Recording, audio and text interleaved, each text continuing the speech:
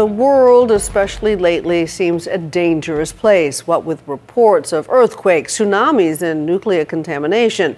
So we wondered, if disaster strikes, will we be ready? Emergency supply retailers and military surplus stores nationwide have seen business boom, as have extreme survivalist training camps. John Donovan takes us there. When you've got most of what most of us seem to want, good looks, a good marriage, good kids, a good home, and yet you still want to escape for that perfect romantic getaway, what better choice can there be but getting locked in the trunk of a car, only so that you can escape, which is how stay-at-home mom Christine Heitz spent a weekend away the other day. She and her husband Zoltan were actually paying for this lesson, $800 each for a 3-day course, because one thing very much on their minds these days is survival. Ready? I'm not worried. I just want to be prepared. If an earthquake or anything like that happens, people get scary, and you need to know how to protect yourself and your children. And yes, you can say this is worrying about things that never happen. But as we've just seen in Japan, things that never happen sometimes do.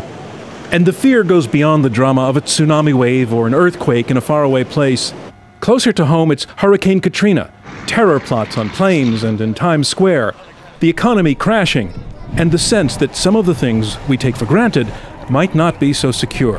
Something's on the rumble, and if you can't, I think most people are anxious. I think most people can feel it. Who knows what it's going to be or where it's going to be, but I'd like to be prepared if it happens to happen where we live. Which is why Christine and Zoltan are here. I worry about my girls and myself, and if something were to happen to him, I want to be able to take care of myself just as easily. So there it is. They're young, they're in love, they're survivalists. Wow, there's our record. And while survivalism is a broad category, for them it was taking a course in a hotel conference room where everyone gets their wrists cuffed together. You're going to put it under tension this way, and then rock that way. This is extreme advanced survivalism. Because kidnapping, what are the odds, really?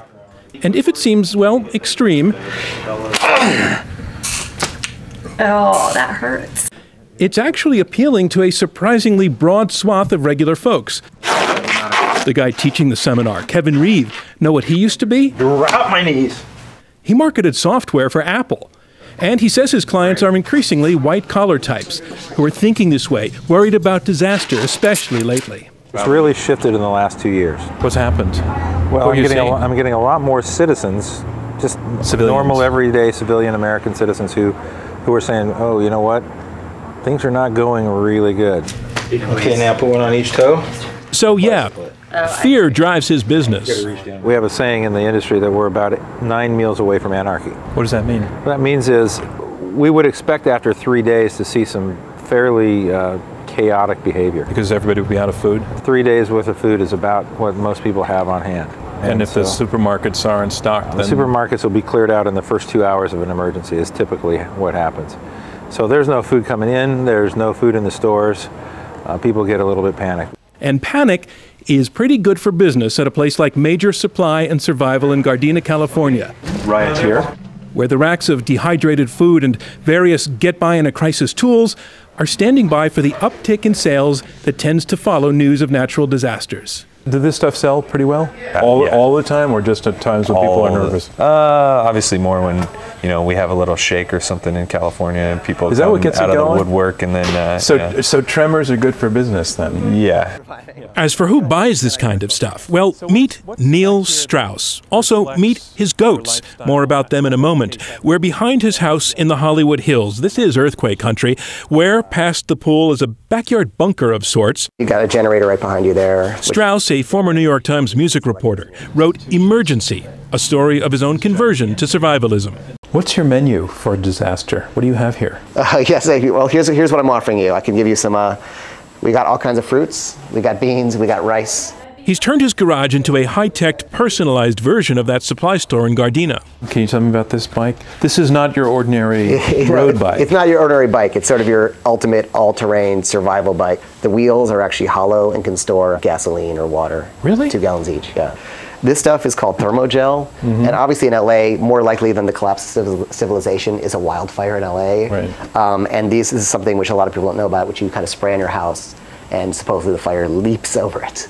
And the goats and the chickens, they are his living food supply, milk and eggs, and he says he'll eat these animals if he ever has to. Seriously? The goats are providing milk to you? Or? Milk and more goats. Neil may be a serious survivalist, but he maintains a sense of humor about it. Not everyone can do that, he says. Have you seen people get so committed to the notion that they're protecting against doomsday, right, and they take it so seriously, that they're now at the point where they actually want doomsday to happen, so that it means they were right? Totally. Yeah, you've seen that. Of course. There are a lot of people that if you spend your whole life preparing for doomsday and doomsday doesn't happen, two things: you were wrong, and you've wasted your life. Still, as we've just been reminded, there's really no way that anybody could really want this kind of doomsday to come, even if they are ready. I'm John Donvan for Nightline in Los Angeles.